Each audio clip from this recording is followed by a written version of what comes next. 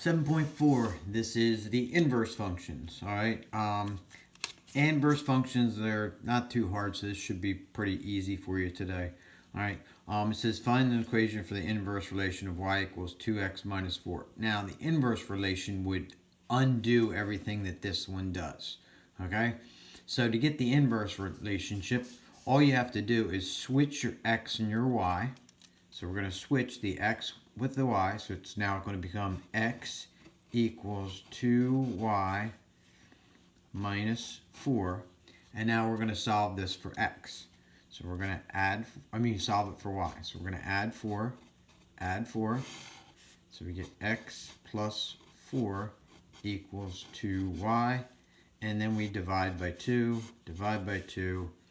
and we get y equals x plus 4 divided by 2. And we put a little negative 1 here, so it's y to the negative 1 power, which means inverse, okay?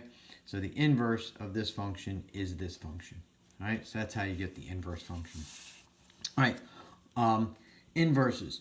If we do f of g of x, if two functions are inverses, like f and g, if we do f of g of x, they cancel each other out, so it just leaves us with x. Same thing if we do g of f of x. They'll cancel each other out and just leave us with x. So if we want to verify that these two functions are inverses, all we got to do is show that f of f to the negative 1 of x equals x. All right, so let's do that. We got f of f to the negative 1 of x. Again, to do that, we take out this f to the negative 1 of x and we replace it with what it's equal to. So this gives us f of 1/2 x plus 2. All right, now we're going to take out the f function and we're going to replace it with what it's equal to, but we're going to leave this x out. So it just looks like this, 2 parenthesis minus 4. Inside the parentheses, we put 1/2 x plus 2. And now we just simplify this. We distribute. 2 times 1/2 is 1, or just x. We put 1x. 2 times 2 gives us 4. And then bring down to minus 4. And we got positive 4, negative 4. They cancel each other out, so it just leaves us with x. So that's how you verify that they are inverse functions.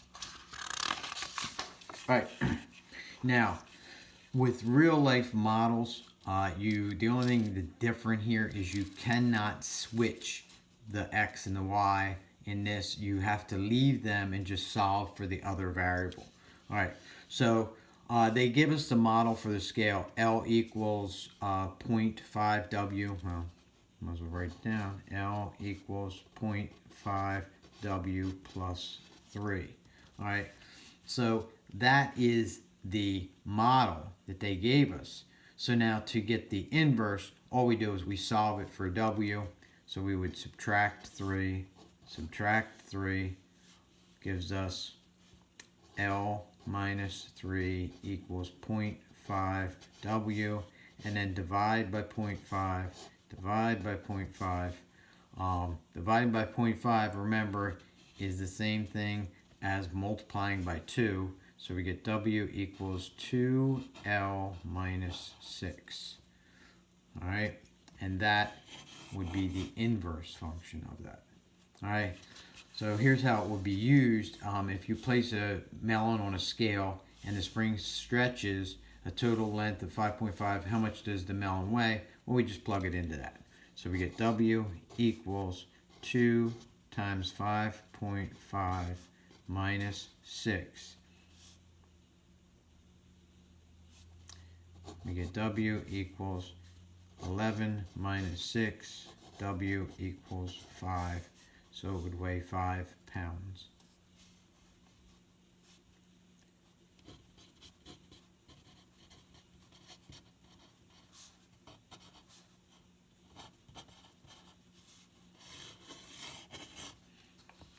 All right, example 4, find the inverse of a power function. The only difference really with power functions is usually you have this, where they give you a restriction on x. All right, so find the inverse of this. Again, this is the same as y equals x squared.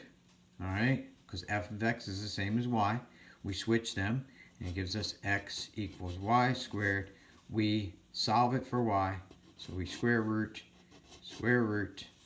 plus minus, and we get y equals plus or minus the square root of x. All right, and again, that's y to the negative 1. Well, really, we should write it as f to the negative 1 of x equals plus or minus square root of x. All right, and that would be our inverse function. And again, we write it in that form because they gave us the problem in that form.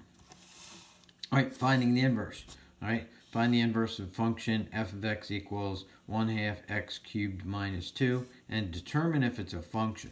All right, so find the inverse. Again, we make that y. We switch them. So now I got x equals 1/2 y cubed minus 2. So we got to get rid of this 2. So we add 2. Gives us x plus 2 equals 1/2 y cubed. Now I'm going to get rid of the 1/2 by multiplying by 2. Alright, so now I have y cubed equals 2x plus 4. Alright, and now I'm going to get rid of the cube. So we're going to do cube root, and I get y equals the cube root of 2x plus 4. But again, they gave it to us in function form, so we should give the answer in function form. F to the negative 1 of x equals the cube root of 2x plus 4, and that will be my answer. Now, to determine if it's a function or not, what you're going to use to determine if it's a function is called the vertical line test. All right, but you remember the vertical line test, so we would graph it and see if it is a function, and in fact, it is a function. All right, so when you graph it, you would see that. All right. But again, that's just using the vertical line test, which we already know. All right, you have these U-try problems to do, so I want you to do all of these. Write the inverses for all of these functions, and I will send you the answers to those later on. All right, and then the homework. For homework, let's see. All I want you to do is, well, you can do one. That should be an easy one. Notice on these it says use the horizontal line test to determine if inverse is a function. Well, what you do is if you graph any of these functions and you, instead of doing the vertical line test, all right, the vertical line test tells you if the function is if it is a function or not. You would do the vertical line test. All right. To determine if its inverse is a function, you do the horizontal line test. So you turn your pencil like this, and you go like that, and that'll tell if the inverse is a function or not. So you can do 3 and 4. They should be pretty easy. All right. Do 9 and 11. All you're doing is verifying that they are inverses. All of these are inverses, so you're just verifying it. And then let's do this. 20 and 23. All you're doing is finding the inverse. Actually, let's do 21 also. And then a real life problem.